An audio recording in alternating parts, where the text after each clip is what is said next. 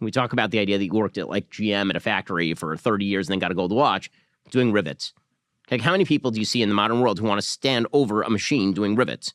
That's not a thing. The 1950s are an outlier in human history. They're an outlier because basically the rest of the world had been completely destroyed, and the only industrial superpower on Earth that had not been completely destroyed was the United States, which meant that we could essentially have one person in the house, one person who was working full-time, making a great wage, doing a repetitive mechanical task. And that ended up collapsing in the 1960s and 70s, which is why you see America's debt problems start to explode in the 1960s and the 1970s. But if you go back before that, the reality is that everybody was a cooperative unit in the family in terms of work. I mean, you go back far enough and you go back to a farm and everybody's working all the time, right? If you go back to Proverbs, there's an entire section of Proverbs where it describes the ideal woman, right? We sing it every Friday night. It's called Eshes Chayil, right? It's the woman of valor. And that whole section of Proverbs is all about what the woman does. It talks about her starting a business. It talks about her,